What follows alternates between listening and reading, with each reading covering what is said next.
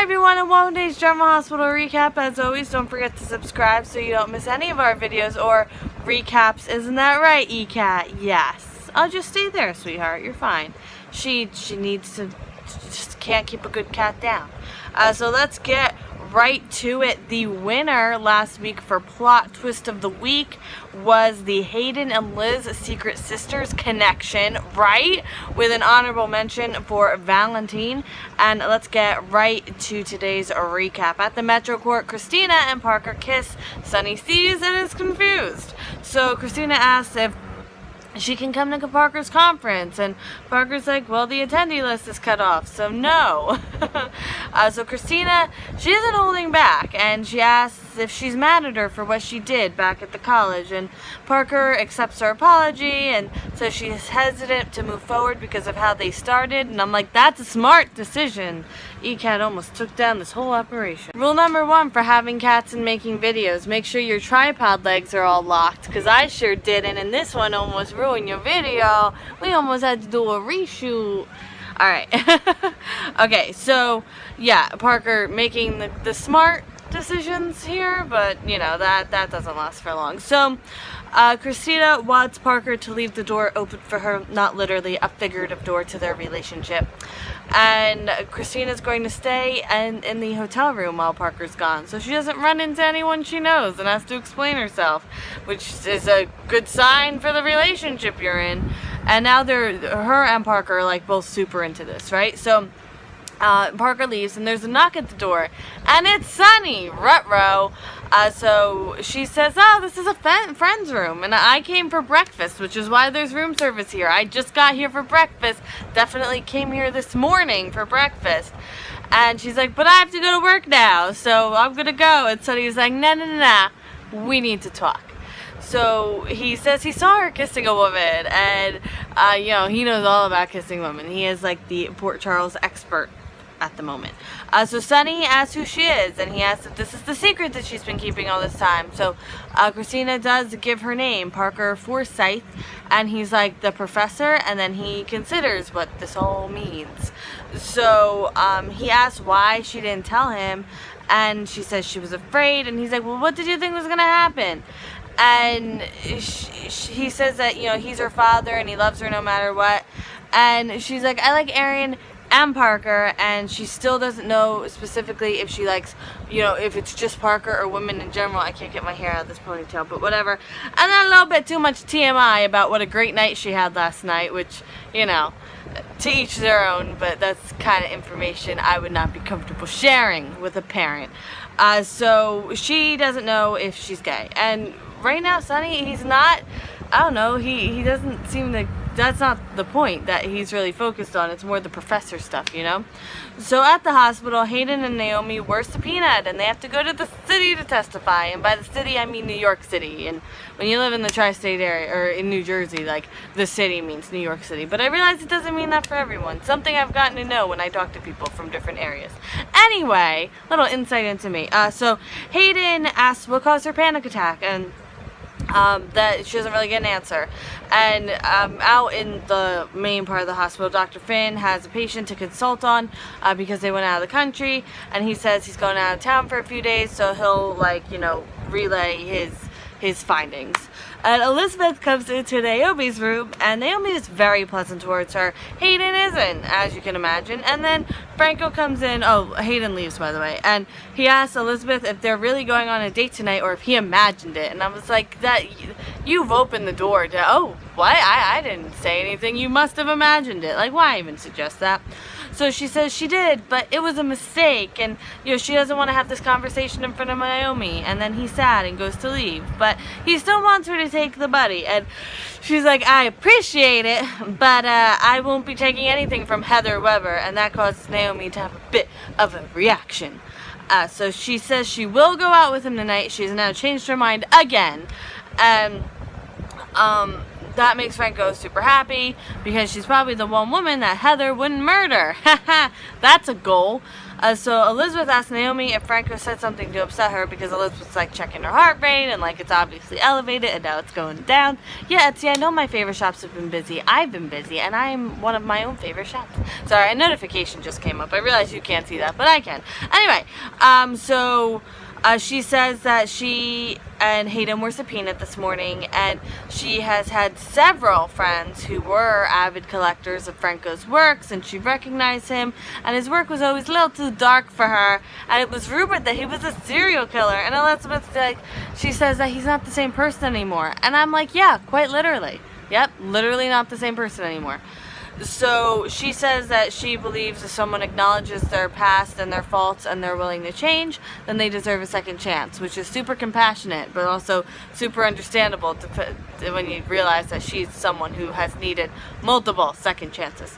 So Naomi asked if she's opening herself to being the town pariah again by dating a relative. And I was like, well, Naomi's asking the question that a lot of people had who may not know the ins and outs of every single relationship in General Hospital's 52-3-year history, which I wasn't all up on it. I had to be filled in. But Elizabeth says that they are not related. Her dad was married to Heather Weber, but Heather Weber isn't her mom.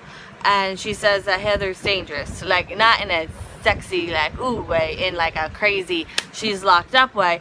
But we also learned, see, I've been saying Ferncliff. Heather's not in Ferncliff, and I don't know if they mentioned this and I just missed it, but apparently she's in a place called Darkham Maximum Security, which sounds like a lot like Arkham Asylum. So I may be just hearing it wrong because I have Arkham in my head, but I believe it's like Darkham. But if you heard it more clearly, because you can hear that fan I have going, I hear nothing anymore. My TV has to be up to 35.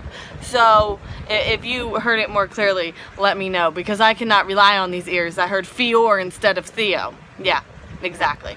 Alright, also in the hospital, so Hayden's talking to Dr. Finn while this whole thing's going on with Naomi and Elizabeth, right? So she asked if he found another way to get the drugs. Super a conversation you want to have right in the middle of the hallway. So he feels that she called him a junkie and that hurt his feelings. And she wants to know if he's going to be okay. And he wants her to stop checking up and stalking him. And she's like, actually, I was here for my mother who's a patient. I wasn't even here for you. So he apologizes in his Dr. Finn way, and she says that they've been subpoenaed, and he doesn't want her to go to prison. He wanted them to be space, but prison is just a little too much space. And he says he may have found a source for the drugs, and she's like, is it Sunny? And now he's upset again. And I was like, Hayden, you got back, and then you went too far, you know? So he says that all of his progress has been confiscated, and he's pretty sure it's been destroyed. So he's upset. That's what has him on edge. And she's like, you should sue.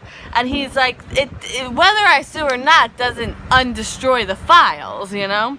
So he doesn't want to be the reason that causes any more sorrow in her life. And she doesn't want to be protected from that, you know? She's like, no. And my decision, so you tell me everything, mister. I got Olin Rogers in my head now, who's engaged. Congratulations. If you don't know the YouTuber Olin Rogers, you should look him up. He's super funny. And look up his story videos. Oh my goodness, I can't right now. Anyway, at Darkham Maximum Security, or Arkham Asylum, as I might just call it because ears, Franco is returning the money to Heather, and she's like, why? And he's like, well, Elizabeth doesn't want it, and you know, for summer camp, and also she agreed to go out with me. So he asks if she's still okay with him dating Elizabeth, and she's like, well, even if I wasn't, what could I do? I'm in Arkham Asylum with the Scarecrow, and Batman's coming. So she gives her word that she won't do anything to Elizabeth, and he's like, why? What makes Elizabeth different? So she's like, well, Elizabeth is just Jeff Weber's daughter, and I really love Jeff, which is why I kept his name. And he's like, oh, okay, which I think we all got the answer to that question, which maybe we weren't always asking, but we probably should have been. So she says that Jeff is the reason that she has means, and that she was paid for discretion, and she wants him to keep the money and like use it for art supplies and then bring her paintings. And I was like, you know what? Sounds like a plan. Do that. If someone gives me $6,000 and it goes, do what you want, I'm not going to question it. You do not look a gift horse in the mouth. Cassadine Island. I know. You're like, what's going on Cassadine Island? I'm about to tell you. Alright, and I don't think you'll be happy about it. So Kevin is shot. Dante gets the gun out of the guard's hand by like slamming it on the ground. Laura tells Kevin to stay still, and Ava has the gun, but she's apprehended. It's a hot mess. And Dante has Valentine in a headlock, and Ava's like, let him go, or they're gonna kill you. So Dante lets him go, and has a gun to his head, as we all do at one point in our lives. So Kevin gets up, and then he faints on the couch. And at this point, like, I relate to Kevin. You know, me and Kevin, we just, yeah, connected. So Valentine said he wanted to let them all go, and he claims that he was just firing a warning shot next to Laura, but then Kevin jumped in front of it. I'm like, you really are a Cassadine, because that is, I'm like, doesn't he like kind of sound like Nicholas a little bit, different circumstances, but a little bit. So Dante offers himself as a hostage, and then Valentine is super practical, and like, I've never heard a bad guy say this before, and he's like, well, I can't hold a hostage indefinitely because I would have to pay my guys overtime, and then people will be like, where's this guy, and asking questions, and it's just, and I was like, I kind of like you now, Valentine. I mean, I already like you because you're Dick Roman from Supernatural, and I love seeing you in things. I love this actor, you have no idea, but like, now I love you as your own person. So he thinks killing all of them would be a better solution. And I was like, well, that's not what you want to hear. So Laura keeps talking to Kevin. Dante tells Valentine to run. Run away, Valentine, and never return. JK, that's the Lion King. But pretty much, yes, says run away. And Ava's like, yeah, you have everything now, but you'll be in a cell. I mean, you run away, we'll all be too busy with Kevin. So, like, you'll just get away. And amazingly, he doesn't trust her anymore. So down in the tunnels below Cassadine Island, Lulu trips over a skeleton and freaks out a little. That's cool. And then she checks out the skeleton. A little bit farther than I would go, but okay. And she concludes that it's not her dad's based on something around his wrist. But then she looks again, and there's the earring and the bracelet just like her dad's, and now she's convinced it's her dad. But then she doubts herself. Pretty much the whole first half of this episode that Lulu was in was her like going back and forth whether the skeleton was her father. And she doesn't know how this could be a setup, like, because no one knew she was going to be down there. Like, if they were setting her, why would, like, it makes no sense. So then something moves and she hides, and she has like a metal, like a piping kind of thing, like a thin metal pipe. She's going to use as a weapon, not a wedding, that's silly. And she hits a man over the head with it, one of the guards. So there's no cell reception underground, under a island. I can't imagine why. And Lulu wonders what the Spencer thing would be to do. So does she take the fully loaded gun upstairs and use it on Valentine, or does she keep going with the plan? And she decides that she's going to improvise, because that really is the Spencer thing to do. And now end scene! Woo woo! So Hayden and Dr. Finn are good, and he's going to go. Heather gets another visitor. It's Naomi. So she's the one who's been putting money in Heather's account, and Naomi warns her not to breathe one word about Elizabeth or she'll make her life more miserable. Heather's life, not Elizabeth's. Franco asks Elizabeth if it's a good or a bad thing that Heather approves, and Elizabeth is like, what? And then Hayden comes in, and Liz has to throw it in her face how much her mother likes her. Christina asks Sonny if he could accept having a gay daughter. Could he accept her? Cliffhanger on that one. Valentine blames Nicholas for this whole mess, and he says, yeah, I was probably going to kill Nicholas, but I would have only killed him. Y'all would have been fine. You were not involved in this. And then Valentine has decided he's going to shoot them all, but then Lulu comes back in with a gun, and she's angry, as we all would be, to be quite honest with you.